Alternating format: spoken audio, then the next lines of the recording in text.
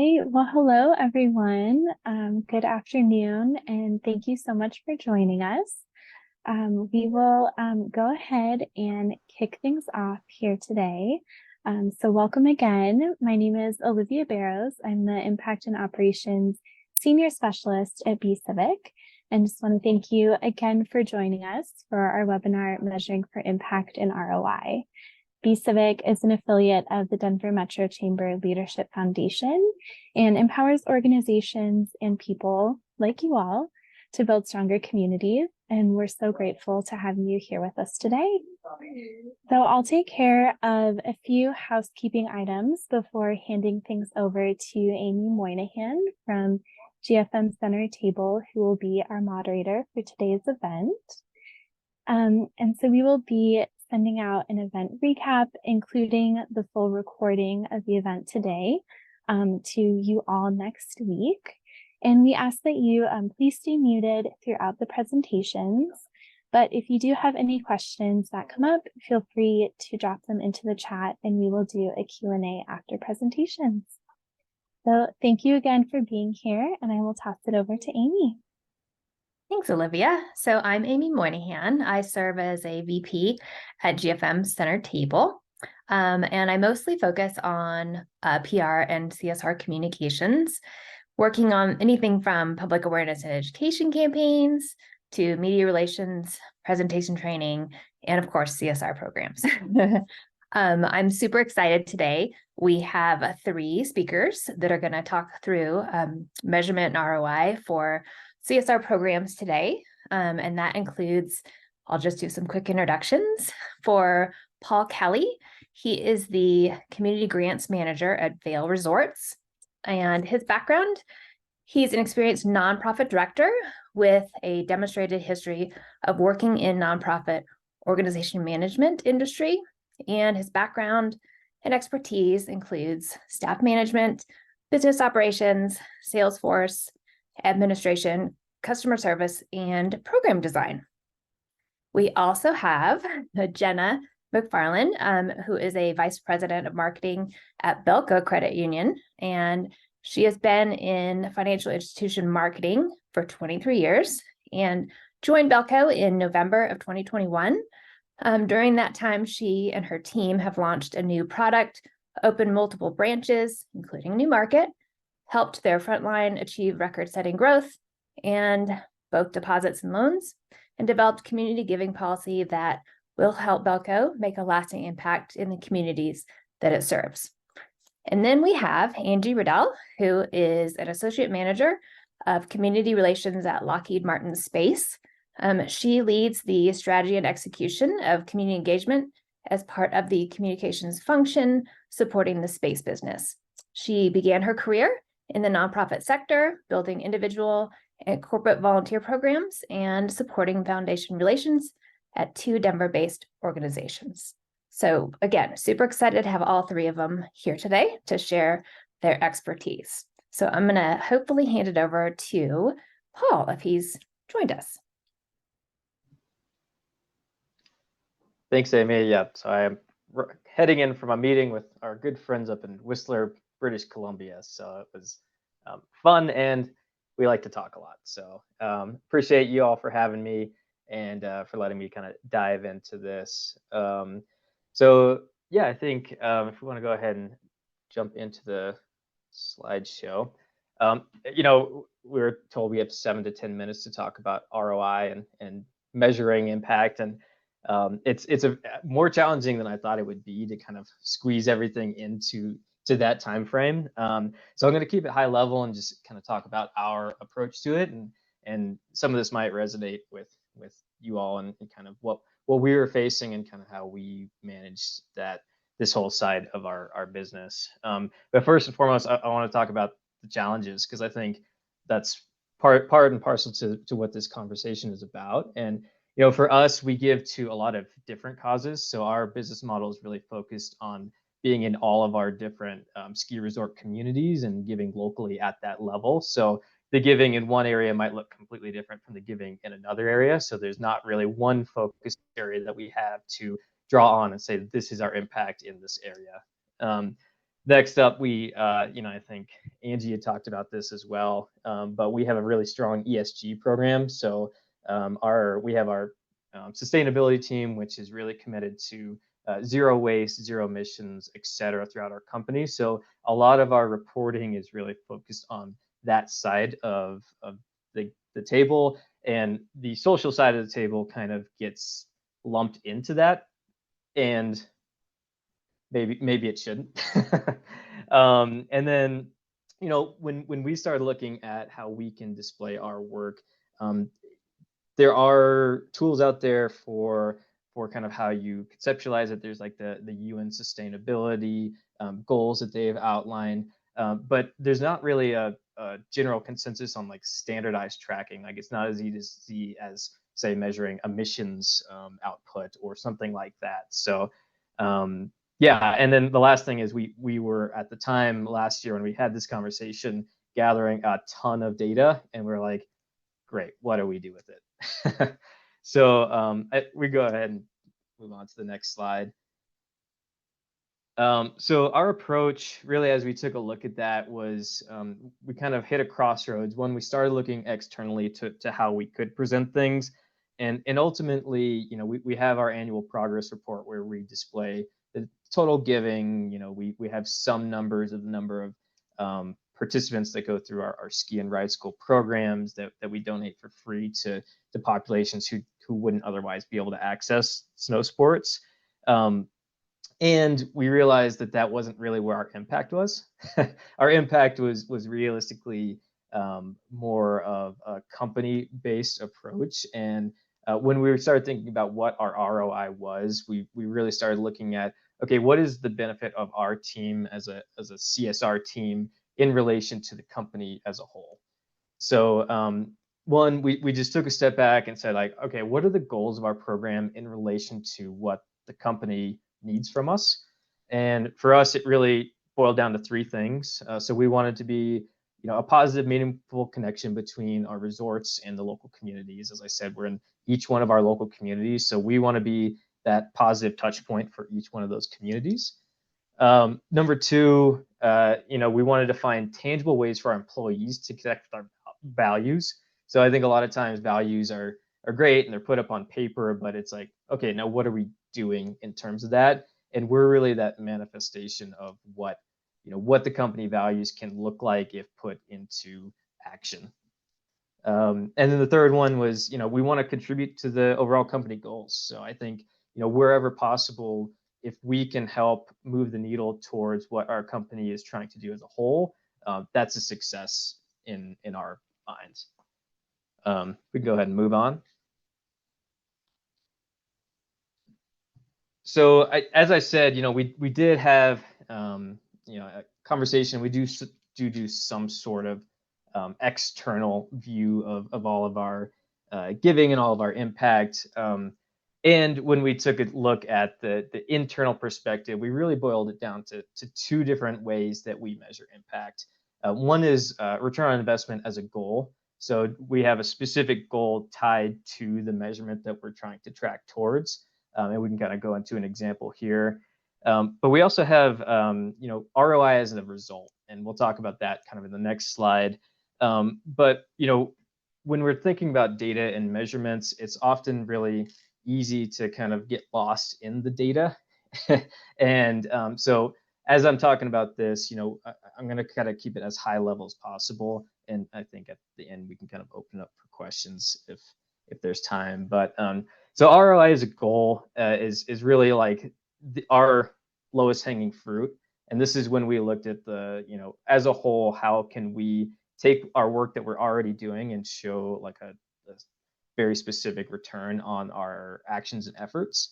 So a good example of this is one, our company has a goal to grow snow sports. Like we want more people to get out to resorts, to go skiing, to have fun in the mountains. That's one of our overall company goals. And so from a corporate social responsibility standpoint, we a couple of years ago started our Epic for Everyone program, which Travis Tafoya, kind of my counterpart on the team, really runs point on that.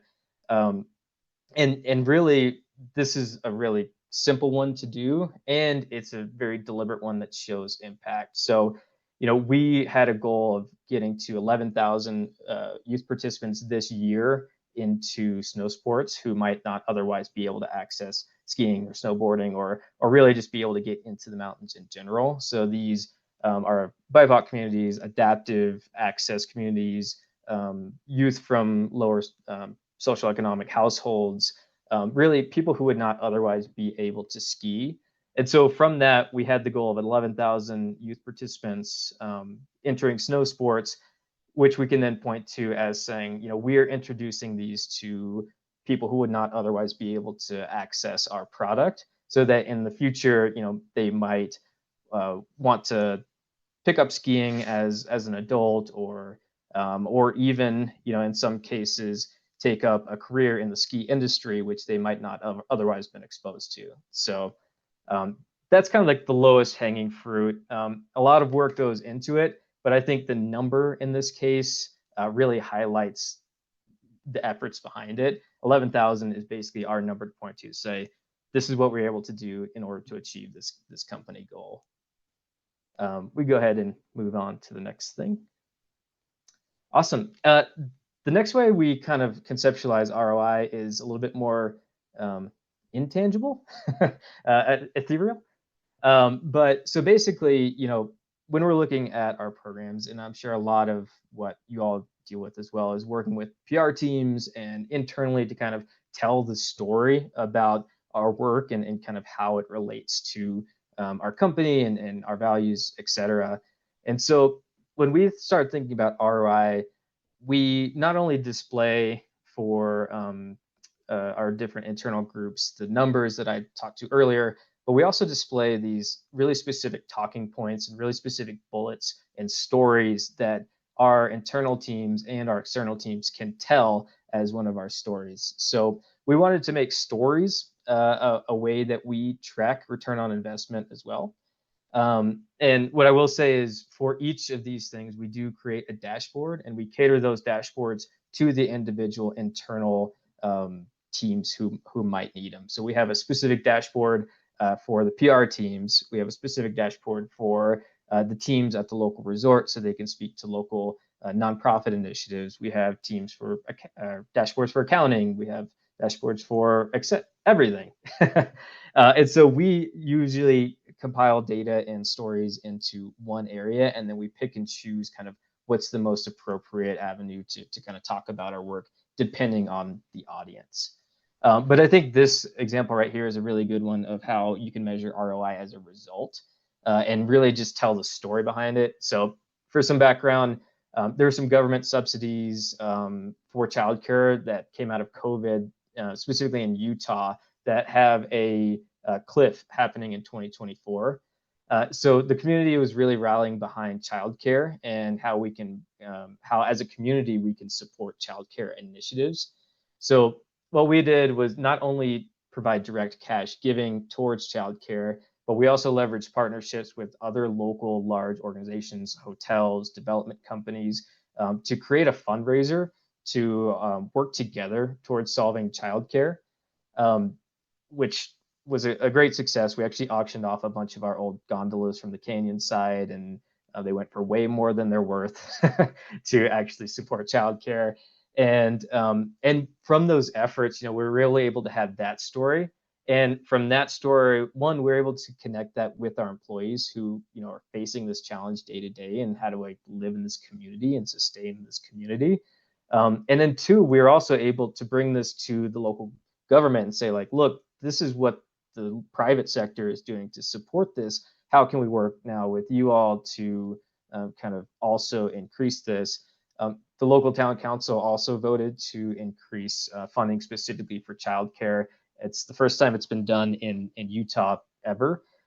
So, it's really hard to kind of showcase what this looks like on a map, but I think telling the story and picking out the bits and pieces for our PR team, for our employees, for our resort leaders, et cetera, really showcases how our work as a whole can help impact our business and kind of the employees that live in it. So I'll kind of move on so I'm not usurping all of the time. But yeah, I think that's a great example of kind of how you can show it through storytelling. And we can move on to my last slide. So in conclusion, and again, this could be like a 3-hour conversation, and I tried to whittle it down into a few minutes. But when we approach this, and we're still working on this, it's going to constantly be something we're looking at. But we started with determining the why, and then we looked at specific goals from our programs that we could measure, that we were low-hanging fruit from what we were already measuring against. So those low-hanging measurements like 11,000 youth served per year. Then we looked for stories that we could kind of bring to light, and how we could display those in really digestible ways for our teams. And then the last thing I'll say is, in general, just keeping it simple, because I think it's very easy to get bogged down in the totality of data when you look at the picture as a whole. And start small, start simple, start with what you know, and really focus on like what it is you're doing and what you're trying to achieve. So with that, I will kind of turn it on over to whoever is next. I'll jump in. Thank you, Paul. That was great. I love the storytelling aspect of bringing everything to life. And data is important too. So we're going to wait and have questions until the very end. So I'm going to go ahead and kick it over to Jenna. Thanks, Amy.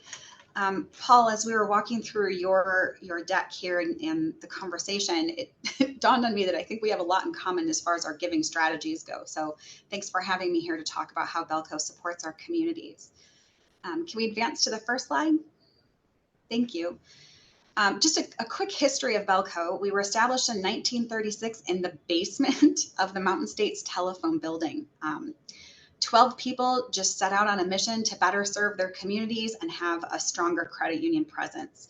Since that time, we've grown to 28 branches. So while we started in Denver, we go as far north as Fort Collins and as far west as Grand Junction. So we're really expanding across the state of Colorado, which has posed its own challenges as far as our giving goes.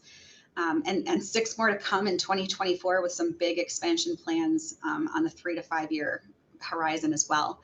We now have 360,000 members and almost $8 billion in assets. So we started with $1.50 and we've grown pretty substantially since then. As part of our giving strategy, we created a 501c3 that's called the Belco Foundation. And the foundation is really the hub of most of our giving. We want to give back to areas where we know that we can have a meaningful and lasting impact to our communities, but we also know that sometimes Belco marketing has to do a little bit of giving because there is something in it for us, whether it's logo placement or something like that. But the 501c3 really gives us that opportunity to give back to those nonprofit organizations in the metropolitan Colorado, well, Metro Denver, Western Slope, and now Fort Collins. So we're doing this all over the place.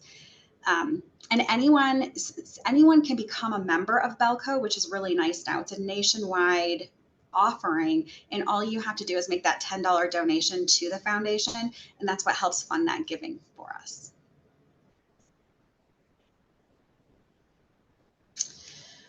We get asked a lot of questions. We have people coming out of the woodwork asking for $100 here or $250 there. And as a credit union, our mission is to give back to our membership and give back to our communities. So at some point you have to step back and say, what's working, what isn't working, and how can we do better? While those smaller donations are always meaningful to somebody, they're not always meaningful to everybody. So we really distilled that down and focus our giving into 3 primary categories. One is financial education, followed closely by arts and culture, and quality of life initiatives. So for financial education, we're partnering with Economic Literacy Colorado, EverFi, Green Path, and Junior Achievement. And that's really a bulk of what we do. So not only is Belco helping to deliver on that financial education, we're also partnering with organizations that are providing it through some of our funding.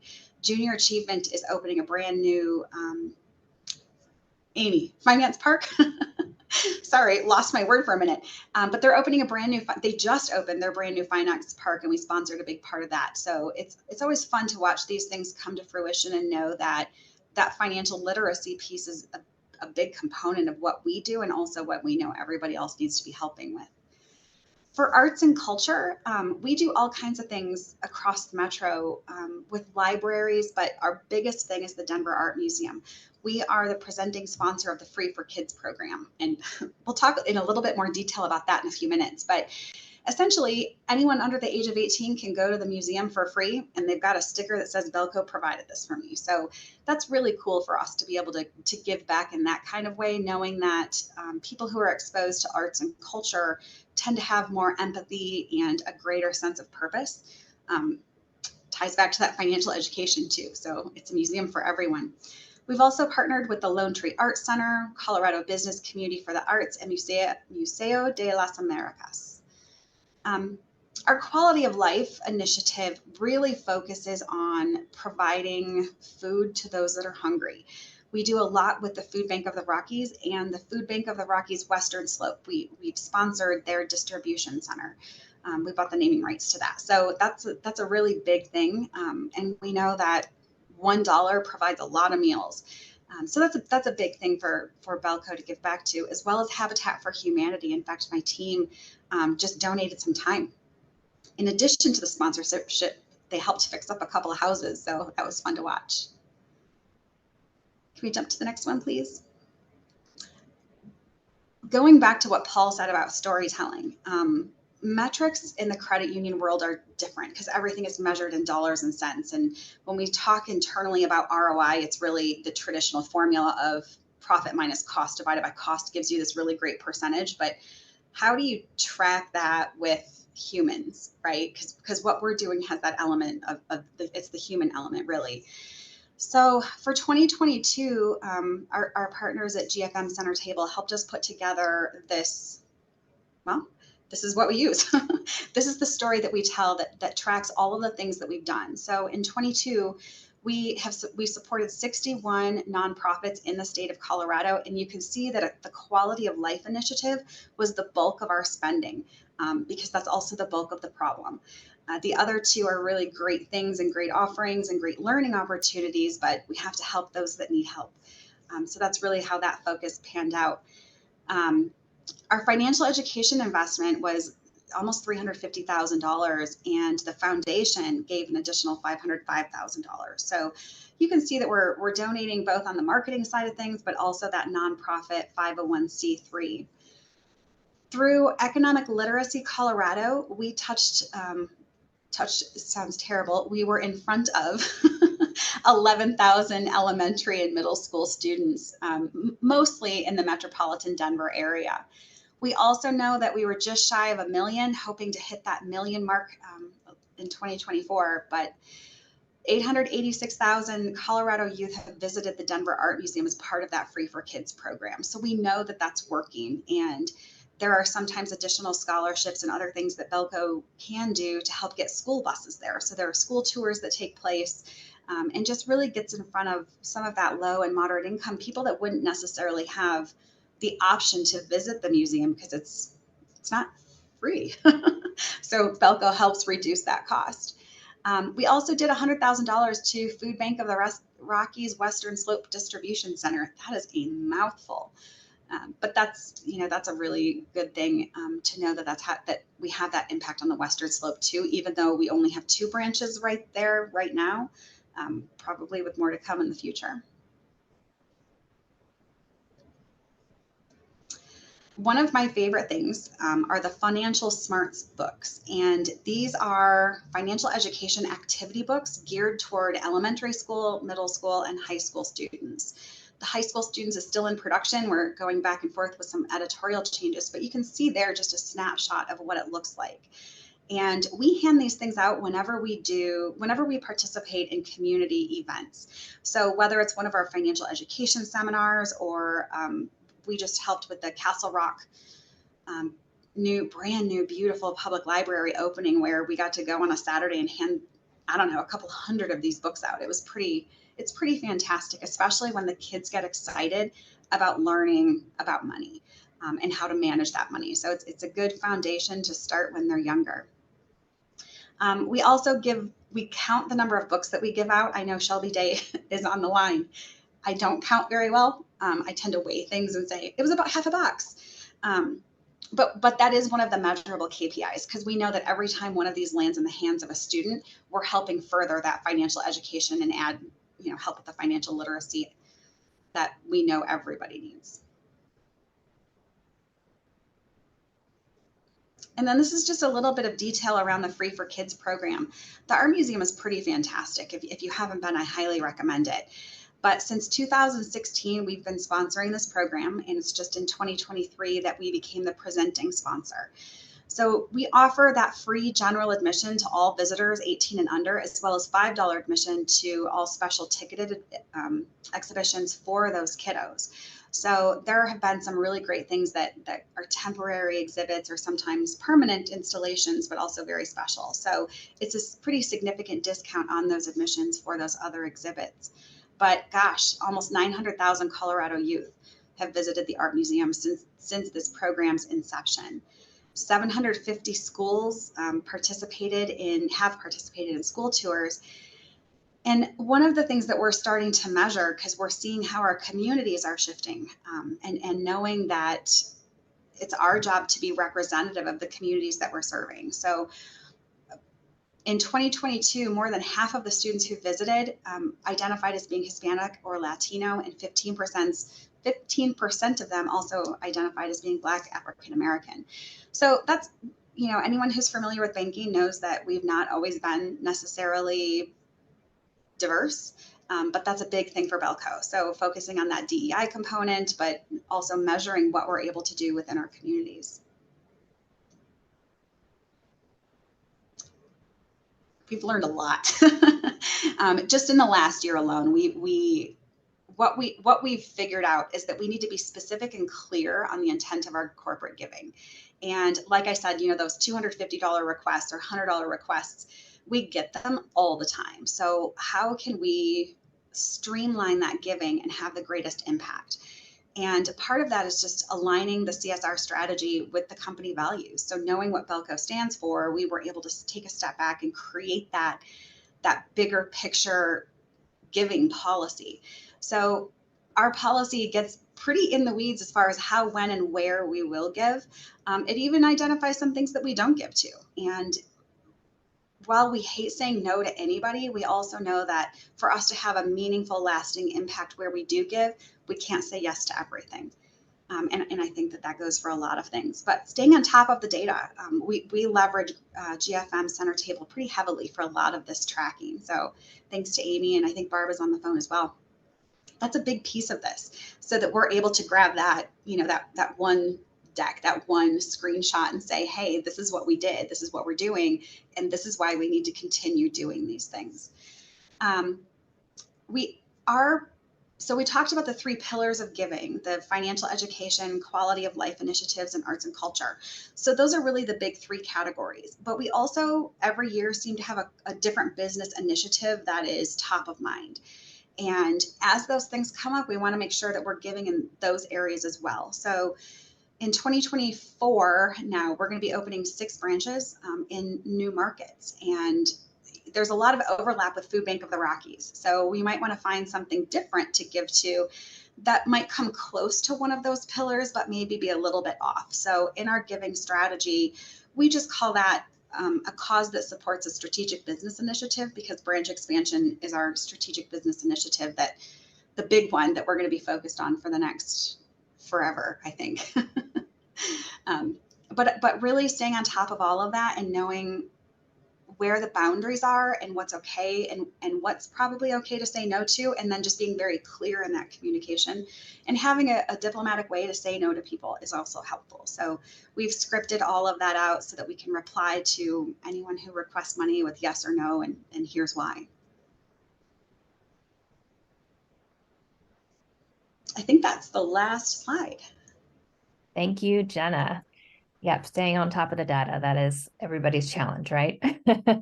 Fantastic. I just want to remind everybody that we're going to hold questions to the end, but please, if you do have questions, throw them in the chat so that we can get to them after Angie. So I'm going to hand it over to Angie now.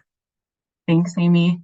And thanks, Paul and Jenna, for, I feel lucky I get to go last because I was also rigorously taking notes about things that I think are super beneficial to any program. But hi, everyone. My name is Angie Riddell. As Amy mentioned, I work at Lockheed Martin, specifically within the space business area.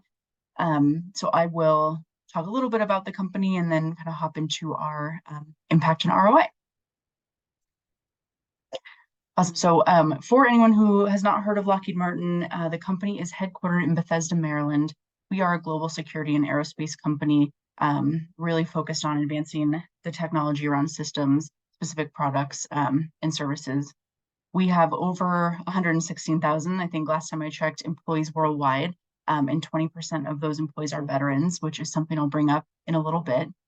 We have 375 facilities across the globe. And it's kind of alluded to as a global security company. The majority of our business is with the US government. We do also work very closely with international governments, and then we do have some commercial sales. But I did call out a few kind of notable products, one being the F-35, which had I think a cameo in Maverick, if anyone saw it.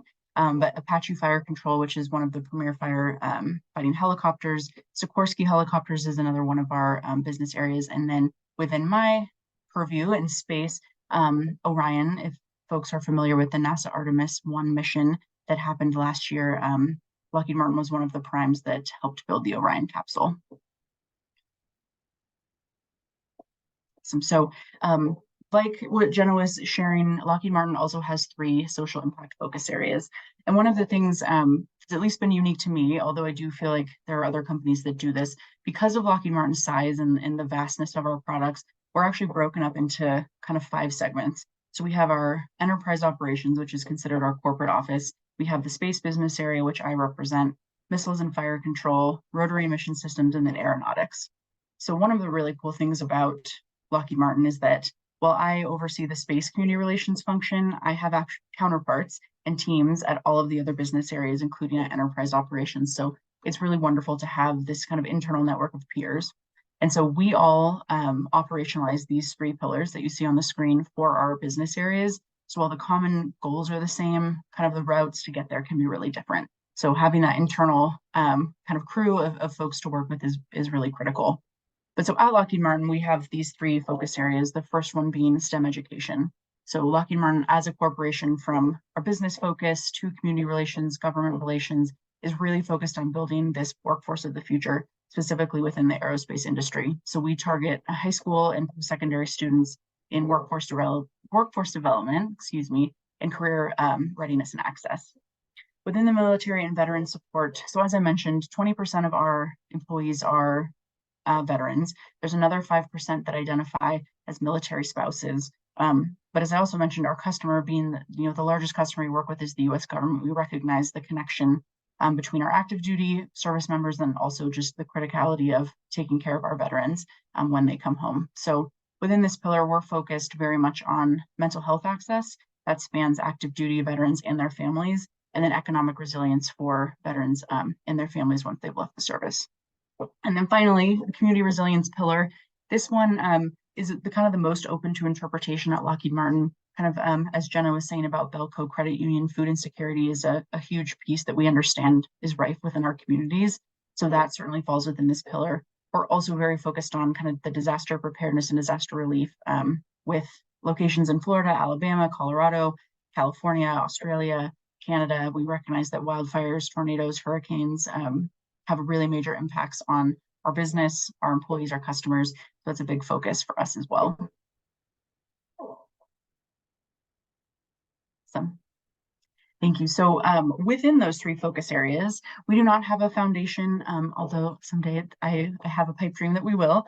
But I wanted to just talk a little bit about, with those pillars, and what activities we have. So we do make strategic grants to community partners near all of the major space locations, but truly near all of the communities that Lockheed Martin touches. In 2022, Lockheed Martin as an entire corporate entity gave more than $36 million to our US-based communities through our trusted nonprofit and post-secondary partners. In the state of Colorado, that was about $1.4 million. Of course, employee volunteerism is huge for us. We do not have a paid volunteer time program because of the way we are contracted, but that does not stop people from getting out there and giving their time, which always impresses me. But in 2022, our employees volunteered close to 200,000 hours. In Colorado, I will say, was the third most volunteer hours behind Texas and Florida, and our presence in Texas and Florida is huge. So I'm very proud of that one. We also have a workplace giving program. We do not at this time do matching gifts, but we do have a platform that allows people to learn more about nonprofit organizations and give through there. We do have another program called our Employee Disaster Relief Fund. So as I mentioned, we have employees who are in pretty high disaster prone areas. So Lockheed Martin has a fund where if an employee is affected by a FEMA declared disaster, they can apply for specific relief from the company directly. And then the final thing I'll mention is our scholarship program. So we have two scholarships, our STEM scholarship and vocational scholarship. Since 2019, Lockheed Martin has given over $25 million in the STEM scholarship realm to nearly 1,000 students. One of the things I love about this is it's a $10,000 a year scholarship that is renewable up to 4 years. So it can have a pretty significant impact on students' tuition, and any 4-year university, any student is eligible for this program. And our vocational scholarship, at Lockheed Martin, advanced manufacturing and vocational work is really critical to our workforce. And so we recognize that there are different career paths and different post-secondary paths people may choose. So we also offer a vocational scholarship for anyone who's pursuing a trade that is related to the aerospace industry. Awesome. So I think Paul kind of talked about this and, of course, Jenna too, but why measure impact? I think everyone on the call has probably a similar why, particularly in the CSR world. There may be, a reason to make a case for building your program to leadership, to customers, just creating, more structure around how we do give back and make sure business is doing good. But at Lockheed Martin, truly, future STEM workforce, as I mentioned, is a community relations, pillar. But on top of that, it really is a business outcome, ensuring that we have a prepared, diverse STEM workforce of the future. We also, as I mentioned before, veterans and military families are incredibly important to the Lockheed Martin community. So investing, whether it is our time or our dollars, with those communities is really important. In general, broadening impact and recognition of our programs. Of course, there is a business alignment, there is brand awareness. So we do a lot of programs and storytelling around our tech demos. And we use a lot of our student groups to work on those things to just get them continually excited about STEM. And then lastly, demonstrating our impact, like I mentioned before, to leadership, but also to our employees and our customers and communities. We really want folks to know that Lockheed Martin, yes, is here. We're in business to make money, as all corporations are, but we also genuinely recognize the importance of investing in our communities.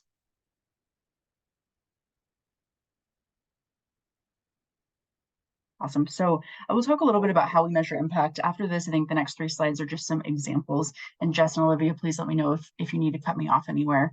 But we partner heavily internally with various stakeholders to amplify our activities and measure impact. And so from a quantitative side of things, I know we had a lot of numbers shared. We use cyber grants. I know some folks may use Benevity or, there's a lot of different activities, but we use cyber grants to really get that number piece. So volunteer hours, dollars given, number of events and activities. We also rely heavily on our nonprofit partners to share their impact reports with us. We do ultimately at the whole corporate level put out a community impact report. We do also share infographics, which I'll talk about in a second. One thing that I really love, and I'll share about this last, is our economic and workforce development reports. And as Paul mentioned, we have a huge team that does sustainability. So we do share some of our information with the ESG team for the sustainability performance report. And then we do actually do quite a bit with external reporting. So Lockheed Martin is part of an aerospace kind of consortium called the Space Workforce 2030 Initiative. So we will also share our impacts with that group, who will do some collective reporting based for the entire aerospace industry. And then storytelling is kind of my favorite piece. So anything that I would say can be qualitative and quantitative, but we do, of course, do a lot of internal communications and articles, press releases when we can, external coverage, and then we do a lot on social media as well, and particularly through our executive leadership.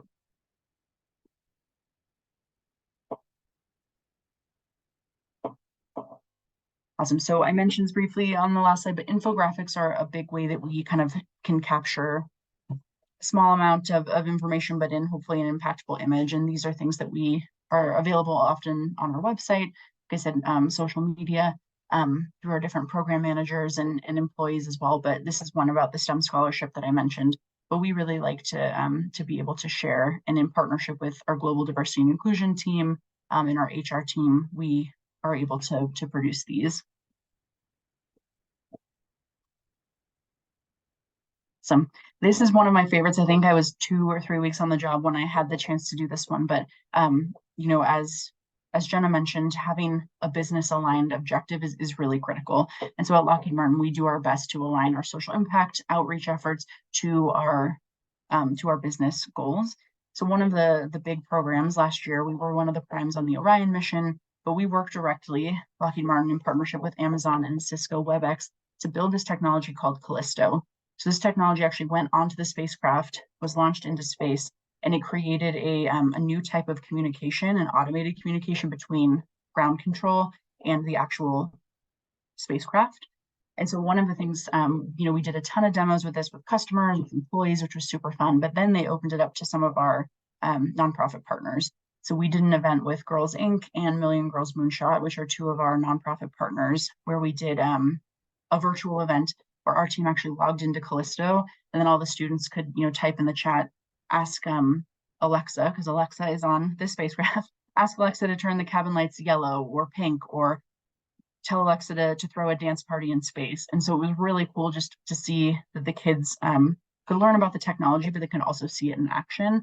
And so these kinds of engagements are things that we do as often as we can, and feel like really tell a story, because of course we can share number of students and, you know, survey result outcomes, but ultimately just getting the chance to share really cool technology with students and keeping them engaged as that potential future workforce is really important for us. So these images and videos often end up on our website, on social, and do get captured in some of our smaller reporting.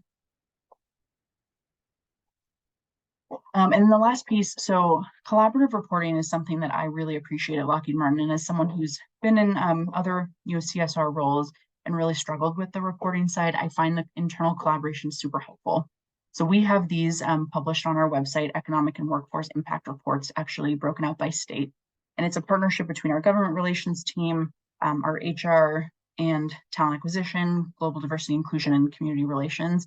And so the great thing about these reports is it just has a broader level of information. So talks very much around job and future workforce, from how many apprenticeships we're able to offer, jobs, scholarships in that state, the investment in the future STEM workforce. So whether that's government relations dollars, community relations dollars, that's captured in there. If there are alternative career pathways or programs that Lockheed Martin offers in that state, we'll talk about those. We'll also share about our supplier diversity and investments. And then, as I mentioned, state by state. So this is a link that lives in our website, but it's just a great way to capture a bigger, broader perspective, and recognizing that I don't always have the resources to build some of these reports, but by partnering with internal groups that also want to share data, we're able to put something out that we think is really meaningful. Thank you. Thank you. Thank you, Paul and Jenna and Angie. That was awesome. A lot of information. So I'm going to dive into a couple of questions that we have in the chat. So the first one is for Angie. And the question is, do you collaborate with veterans, nonprofit organizations like Salute Colorado? Yeah, thank you so much for your question. So we do have a portfolio of organizations that we work with. Space, so as I mentioned, we have different business areas, and corporate space is headquartered here in Colorado. So the majority of our giving in any of those pillars is happening here in Colorado, and then secondly in California, where our other main location is. So we do directly partner with a handful of nonprofit organizations. Salute Colorado is not currently one that we work with, so I'm going to make a note of it to check it out. But kind of the way that Jenna was describing it, when not being able to be all things to all people, in more or less, that's certainly something that we experience. We are a very large company. We do, in many facets, have a lot of money to give, but in each business area, it looks a little bit different. And so we do end up having to make as strategic choices as possible who and how we partner. So right now our military and veteran portfolio in Colorado, I believe, is about 5 organizations. Great, thank you. All right, Paul, I'm going to ask you this question. So what are best practices for gathering data? Do you use forms and surveys that employees fill out? Do your teams gather and track the data? Yeah, we do. So the way we manage the data, we were using a grant platform prior to this year, and we realized that 90% of our company uses smart sheets to manage data. So we actually moved our grant process into smart sheets so that we could basically communicate our data with the rest of our company. And what I would say is, when I first, I've been in this role for about a year, and our grant process used to be really robust, and it was designed much like a community foundation would. We don't necessarily give through the foundation side of our company, so we're direct giving from our company. And what we really did was we parceled it down to the very specific data that we needed to collect, and really just what do we need to know in order to let everyone within the company kind of privy to the data that they need. So we simplified the amount of data we collected so that we could get really fine-tuned on the types of data we needed. And then, sorry, what was the second part of the question? How do your teams gather and track it? So it sounds like if you've moved everything to smart sheets, and that kind of helps Yeah. have that one. Yeah, and then we display it on the different dashboards. So like all of the data is then tied to like a dashboard that talks to our PRs, smart sheet information, and then compiles it into like a one-stop shop. So if the GM of Park City needs to know what's going on from a community perspective, they can just go to the one dashboard and see, oh, here's what the Epic Promise is doing, here's what PR is doing, here's what our government relations is doing, and kind of compiles it all together.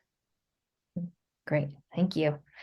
Jenna, I'm going to ask you this next question on some best practices on keeping records of data year over year to validate what you have. And then also does that help in planning for the following year, and how so? Yes to all. So we don't have a real formal way of doing that, but I think we really heavily leverage our partners to help us provide that data year over year. And we also look for aggregated life of the partnership. So for example, the Denver Art Museum, knowing what we accomplished in 2022 is good because that helps us understand more what we need to be doing for 2023 and 2024 and beyond.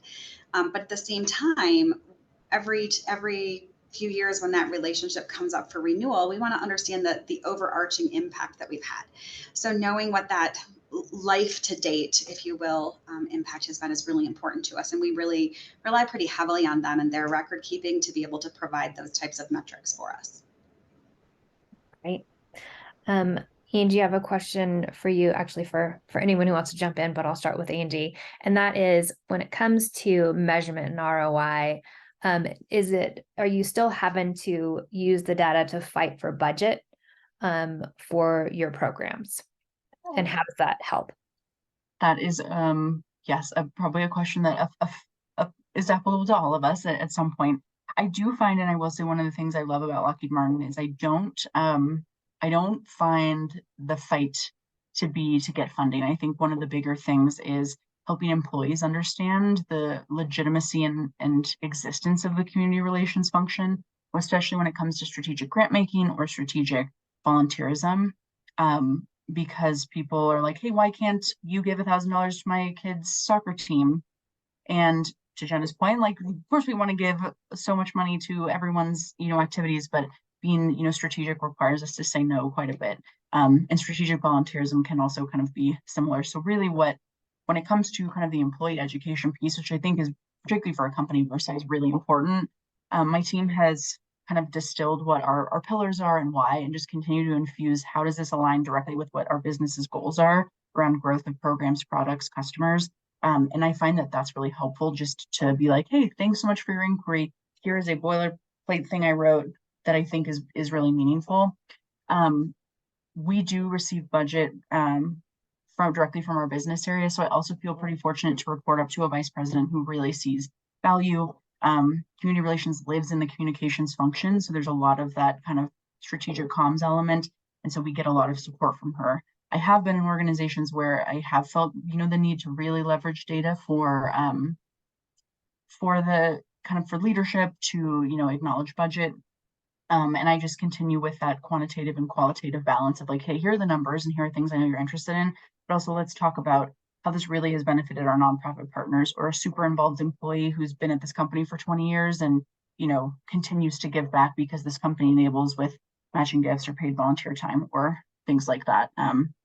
But I think no matter what, we probably all face some kind of struggle in whether it's budget or legitimacy or anything in the function. But I do feel like Lockheed Martin supports our value, which I really appreciate.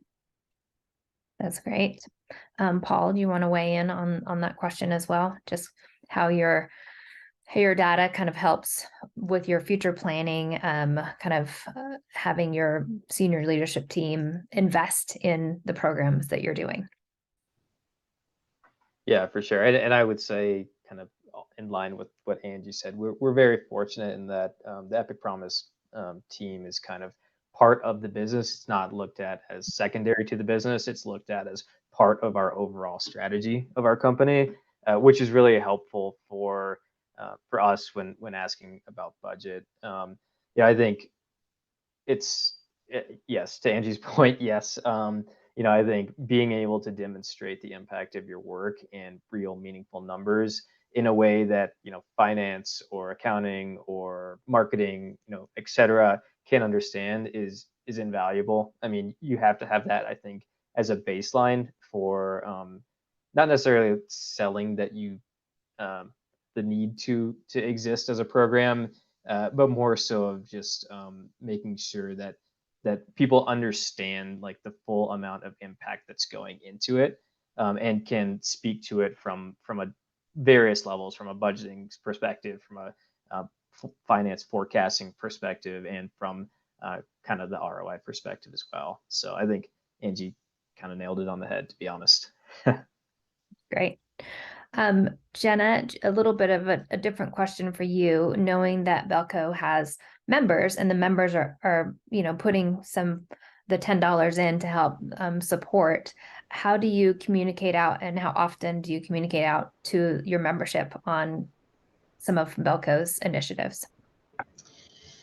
Oh, that's a good question. So we do things periodically throughout the year when we know that it's meaningful, and that usually comes in the way of a newsletter article or a posting in the newsletter or something on belco.org, and sometimes our social media channels. We're not overly active on socials, but we're trying to do a little bit more within the scope of the credit union confines, because it's just a little bit different when you're a financial institution. So that's really how we're getting the word out. But we're, as a credit union, we have to be good stewards of our members' money. So we also are very cognizant of the fact that, there are fees for things. And if you don't pay your loan back, we will take your car. There are rules of engagement just for participating in the banking world. So we also don't want to over communicate dollar values, but we do want to say, here are the things that are meaningful to Belco, and we are giving back to the community. It's very rare that we talk about the actual dollar amount that we gave back. That's more of an internal discussion and things that are shared with our partners, but we don't always publicize that. Great. Well, thank you. I'm going to hand it back over, because we're getting close to time, to Jess and Olivia to help wrap things up. And I just, again, thank you, Paul, Angie, and Jenna, for your time today and sharing your expertise on measurement and ROI. Wonderful. Thank you, Amy. I'll echo your gratitude to all of our speakers here today. Thank you so much for sharing. And to all of you, thanks for being here and participating. As a reminder, we will share out the full recording of the event next week, so be on the lookout for that. And Jess and I would also love to see you all in person at the B-Civic Summit on November 2nd. Prices will increase after Friday, after tomorrow. So if you're interested, please do check that out. It'll be an awesome full-day event on all things CSR and ESG, and just a great space to dive further into these topics. So thank you again, everyone, for being here, and we'll hopefully see you again soon.